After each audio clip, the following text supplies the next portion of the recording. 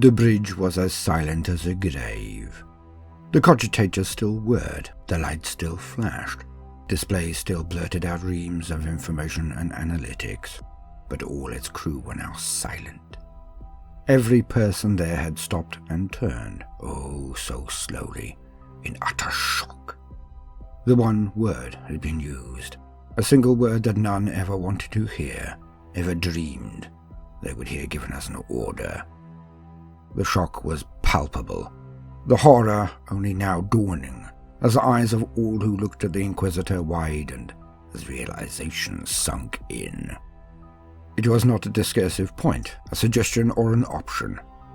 It had been given as an order. And there he stood.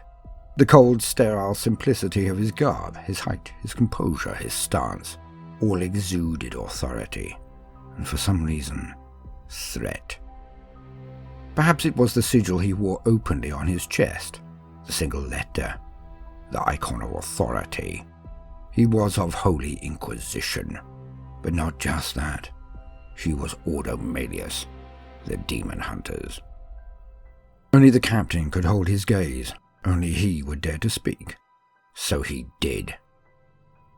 "We have lost many millions of lives already. We have fought for months, local forces for years. We have soaked the ground of this world red with our blood, shed countless brave lives. And now, you say that now, when we are so close, now? Justify yourself!" The captain quickly went from frothing and puce-faced rage to ashen, as the Inquisitor turned his glare on him languidly, and said but 2 words. "Pardon, Captain." The statement hit those assembled like a thunderbolt. All flinched. The closest looked away from the scene immediately, not wishing to be included in the potential repercussions. Only those out of the sight of the willowy man in their center continued to view directly. But all listened. I meant to say, are you certain? I am not questioning you, Inquisitor Valliard. I am just making absolutely certain of your directions," said the captain with a single bead of sweat rolling down the back of his neck. He knew he was the closest to death he had ever been in his life. He could see it in those cold, dispassionate eyes, ones he could barely look into, but his crew were witnessing this exchange. It was one of the hardest things he had ever done, holding that eye contact. "Due to your long service in the name of the Emperor, I will answer you once. Yes, I am certain. Our time has elapsed. Our enemy has won out, or so they think. The ritual nears completion. We did our best. Your men are to be commended. Those warriors on the surface have served the Emperor well. But if we allow the ritual to be completed, then we risk the entire sector and every soul therein. We have failed." A 6-month campaign, a death toll so high it would make a hive world into a ghost town. All had been done to save the world. All had been done to stop the cults performing their infernal rituals. But now, after all of this time, all of this loss, all of this carnage and struggle, they had failed. "As a member of the Holy Inquisition, by the power invested in me by the God Emperor himself, I order Exterminatus! Act now, or I will find someone who will." This last statement was married to a slow movement of his hand to his sidearm. A strange weapon none had seen before, but undeniably a gun of some form. And none would gainsay him or refute him if he drew it and shot their captain right there on his own bridge. He was an Inquisitor. He was the Emperor's own hand, and all feared him too much to even consider refusing him, even if he were not one. The captain drew himself up and saluted formally. When his arm came down, his shoulders showed their sag, a defeated, despondent sag. "Prepare cyclonic missiles," was his order.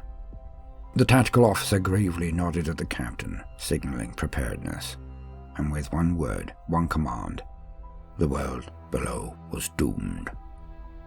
Fire! The Inquisitor turned his head slowly around and addressed the entire bridge. What you see now is the price of failure. But rejoice! For in witnessing this, you now have the fire of the Emperor's wrath in your hearts, your minds, your every action. Next time, you will not fail, for the Imperium is eternal, if we but believe. A single missile shot from the front of the ship toward the planet. It flared slightly as it entered the atmosphere. For a few moments nothing seemed to happen.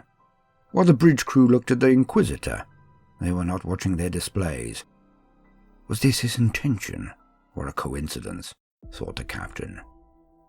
From one point of origin, like a deathly flower opening wide, the bloom of fire expanded as the atmosphere of the world turned to fire.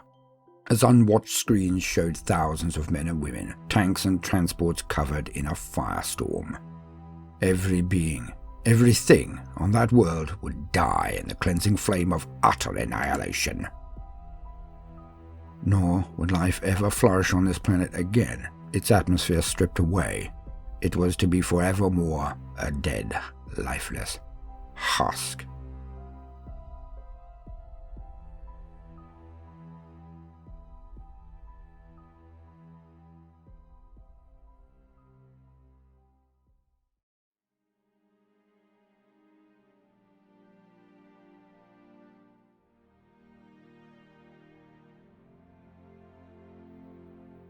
Welcome, gentle listener. I am Voldemort, your faithful servant, and today I would like to discuss one of the most harrowing responses, the most extreme of edicts that is in the power of the Imperium to execute. Exterminatus. It is a term that is used often in the literature, so you may have bumped into it already. But what is it? For the very basic definition, let us rely on existing wisdom before we discuss it further. To quote, Exterminatus is the name of a terrible order in High Gothic, given by the highest authorities of the Imperium of Man to destroy an entire planetary biosphere on all life upon a world. This action is only taken in those extreme circumstances, where a potential or actual extinction-level strategic threat to the entire Imperium exists on the planet and might spread to other Imperial worlds. Exterminatus is only used as a last resort, when the price of holding or retaking the world for the Emperor is deemed too high, or the threat of mutation, disease, or chaos heresy spreading to the rest of the Imperium is too great to contain by conventional means. Thus, Exterminatus has rarely been used on vital or strategically valuable planets to the Imperium. Typically, the order may only be given by a high-ranking Imperial commander in the Astra Militarum, Imperial Navy, or the Adeptus Astartes, or by a full member of Holy Inquisition. End quote. Exterminatus. There are various ways in which it can be carried out. Some of the most commonly used methods are as follows. Virus bombs. Some say that they were developed during the Dark Age of technology. Some say they come from the genius of the Emperor himself. The origin is of little consequence. It is the effect that is all that matters now. A virus bomb is a missile that delivers an intensely advanced pathogen called the Life-Eater virus. It is a thing of sheer horror, as it sweeps over a planet in hours and destroys all organic life on a cellular level. All is melted and transformed into pools of waste and gases. Usually, the refuse is then ignited by the planet that has deployed the virus bomb, as everything burns, leaving a barren husk where once a verdant paradise may have been. Cyclonic torpedoes. Although there are many slightly different strains of this missile, I would like to keep it this simplistic if I can. For me, it is the effect, not the specifications, that matter for this entity again. In brief, as we saw in my little tale at the beginning, this strain of missile ignites the atmosphere of a world so the very air burns. Such catastrophic damage can lead to the mantle and core of the world to also be affected, but not always. In its most extreme grades, if it targeted just right, it can lead to a world simply falling apart as its core destabilizes. But the most immediate effect, like all other weapons of this grade, is the extermination of all life and the permanent ruination of its atmosphere. I would now request that any of the old hands amongst our tribe share their knowledge and understanding of these terrible weapons in the comments section. I never claim to know more than any other fan, so brothers, give us your wisdom also. Lend me your wisdom. And now, we come to my favourite one. Orbital bombardment. Nice and simple. Now, one might be struck by the quote from Han Solo in Star Wars A New Hope, when they finally get to Alderaan, which should never be forgotten, of course. To quote, "The entire Starfleet couldn't destroy the whole planet." End quote. Well, here we have it.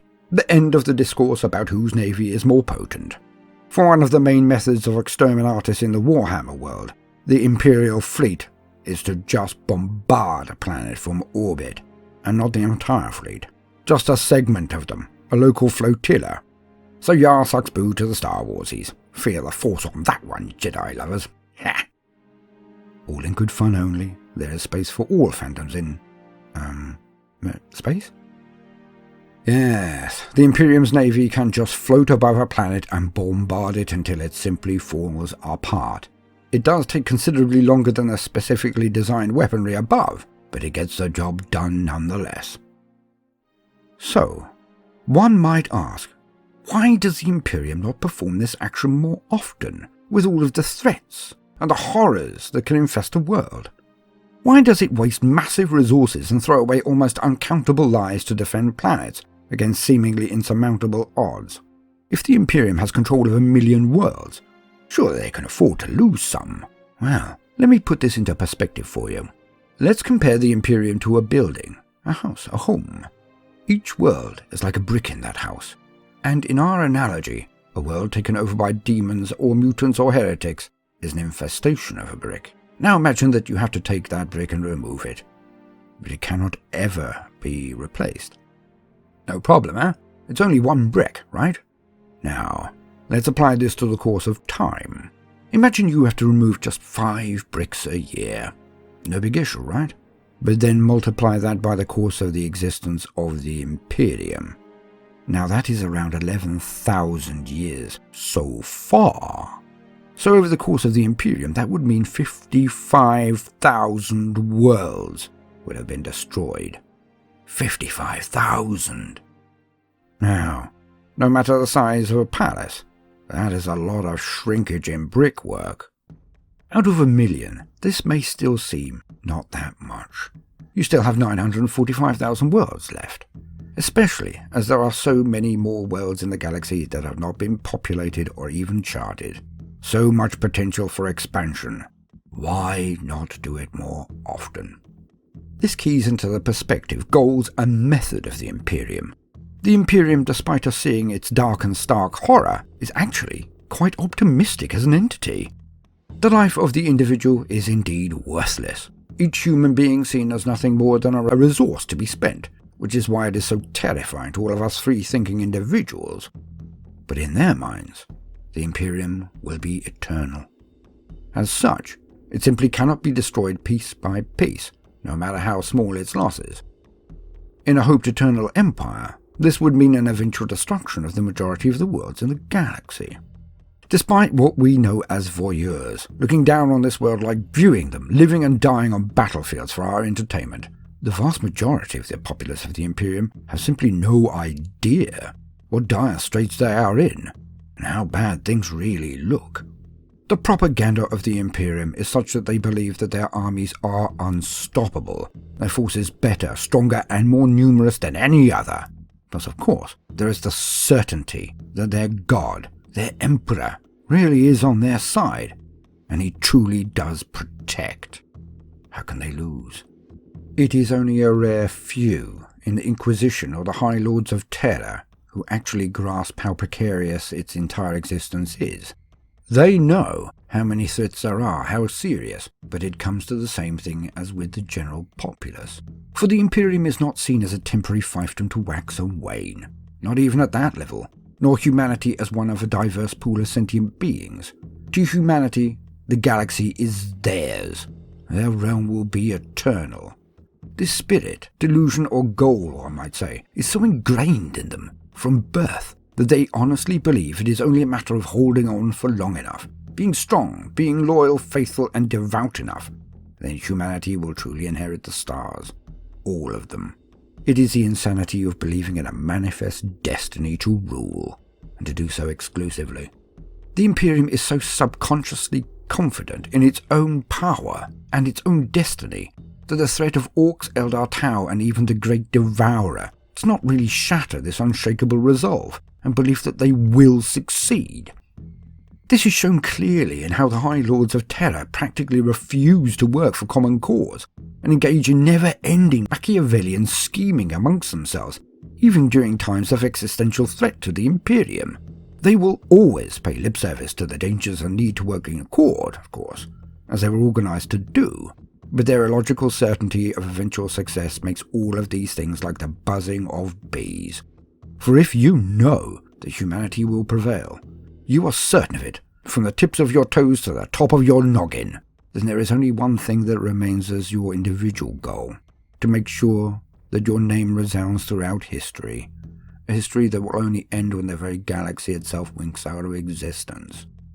And this colours every action of the High Lords of Terror.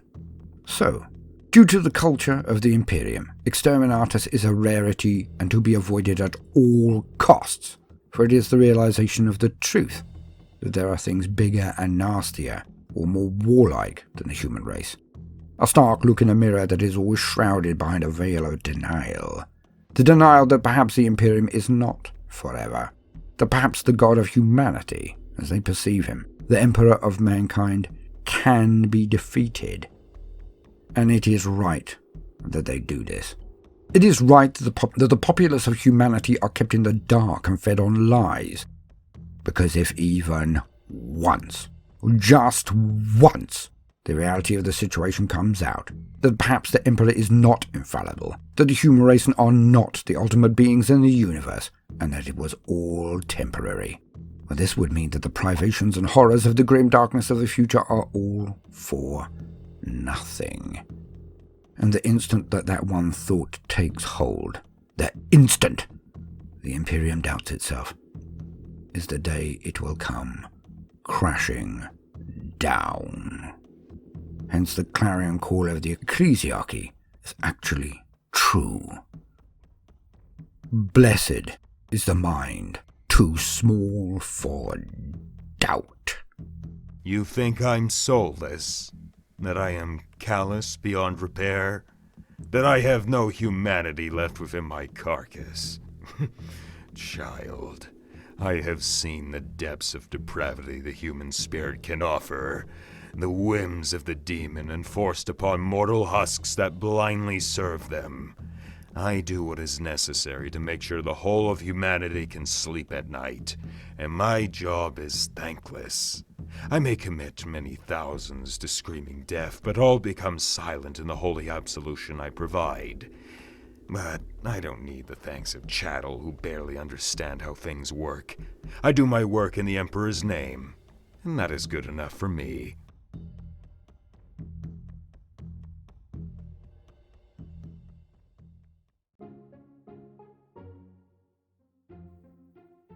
I have been Voldemort, your faithful servant. I hope you've enjoyed this brief introduction to the practice of Exterminatus, the ultimate sanction. If so, then please do consider liking and subscribing. If you do so, then please also consider hitting the notification button, as I would not want you to miss out. And please, everyone, if you can, do thank our guest narrator. His details will be in the comments section. Kai. Thank you very, very much for adding a little bit of flair. Now, no matter what you do today, do try to make some time for fun. Toodaloo.